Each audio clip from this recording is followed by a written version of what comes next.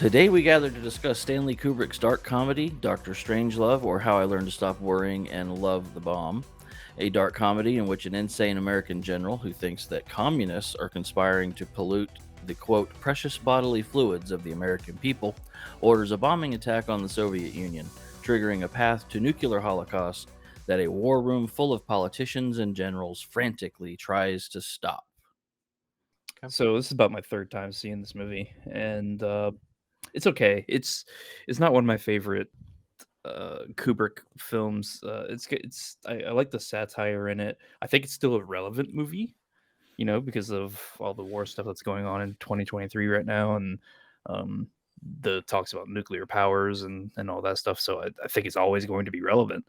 And the ridiculousness of the military industrial complex that this movie takes a lot of jabs at. And it yeah, I don't know. It's got two of my favorite lines. Gentlemen, you can't fight in here. This is the war room. And the other line, I don't know exactly how to put this, sir, but are you aware of what a serious breach of security that would be? I mean, you'll see everything. You'll see the big board. I don't know why, but that makes me laugh every single time I see that clip somewhere. The Yeah, big board. The big board's great. It's just the slapstick type of comedy that I kind of like.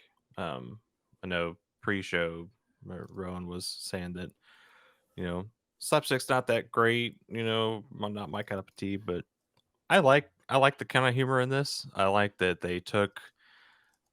I don't know how long it actually takes to arm a bomb in a B-52, but I'm assuming it doesn't take that long, and they're going through the steps. And if you guys want to arm a nuclear bomb in a B-52, and then this is correct, that takes a while. You better be starting this when you're taking off because it's going to be a while before you drop it. We were talking about the editing a little bit earlier, and Rowan, you brought up a question of like, do we think that the editing was satirical in nature, like on purpose?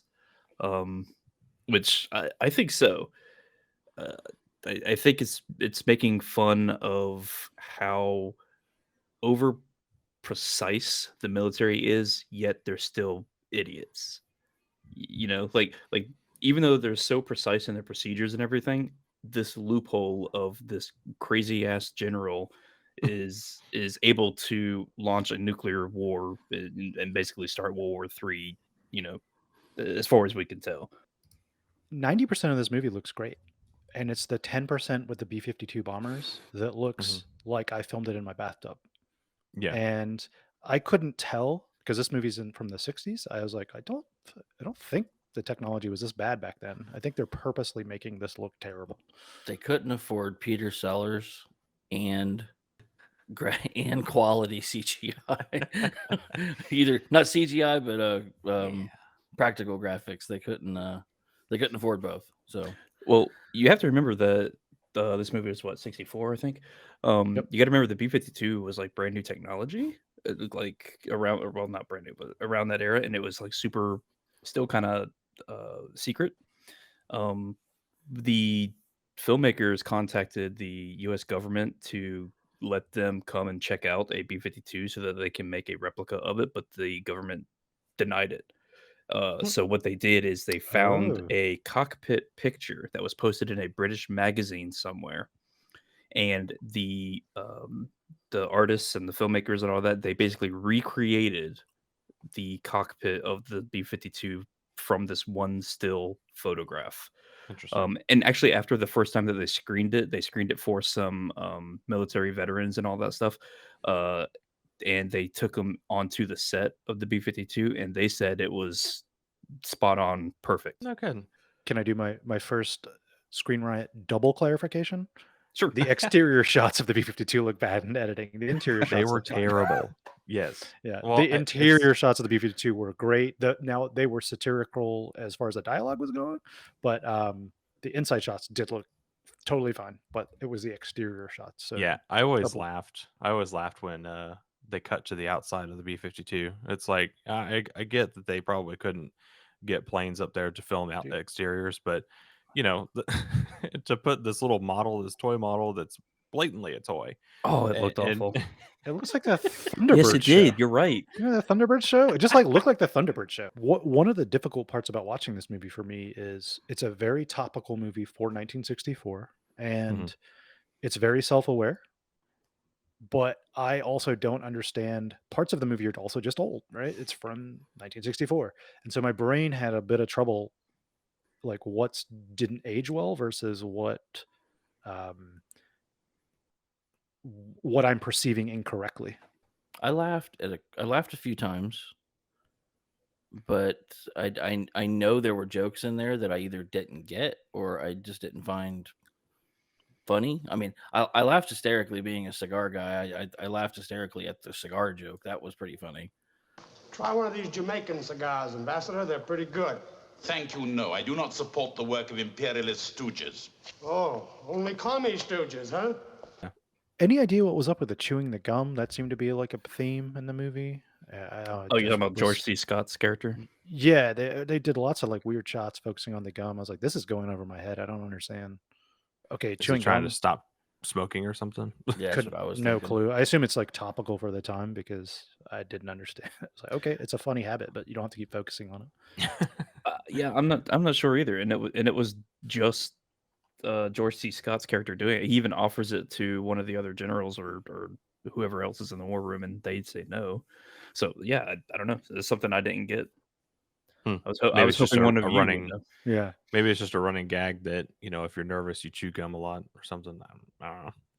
yeah. Because he seemed maybe like no to be idea. the only one that was nervous and trying to, you know, make sense of it all. This is a Peter Sellers vehicle, but George C. Scott stole the show for me. Do you all feel like that? Oh, yeah, absolutely. for sure. I do too. I thought he was 100%. so damn good in this movie. I was like, man, this guy in the war room is awesome. I've never really seen something like this. Even Peter Sellers was good. Embarrassingly, I haven't seen that many of his films before, and he's considered a godfather of comedy. But he was great in this movie. But yeah, George C. Scott, awesome. It's probably how he got his patent role as a general, because I mean he was be. really, really good as like a military guy. Yeah, I did laugh a little bit at Sellers as the suppressed Nazi. I find it funny the idea of his right hand is not controllable by his own body. To foster and impart the required principles of leadership and tradition.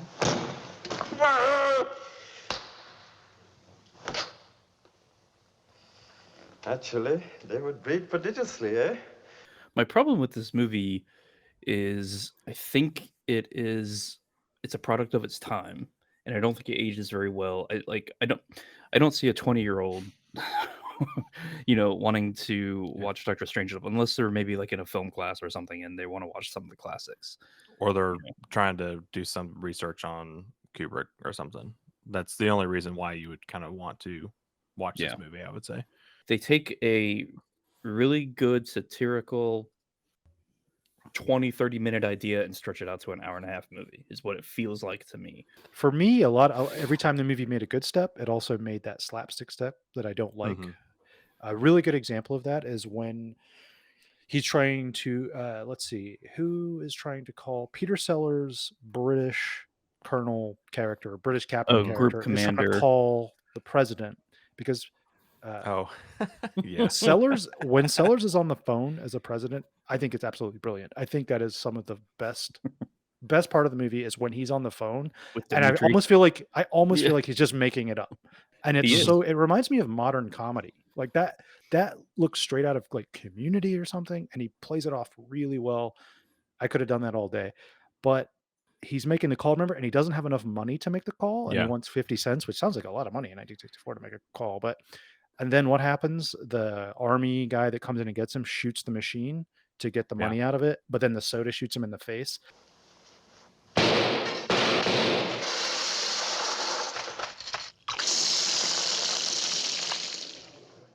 I hated that so much. Yeah.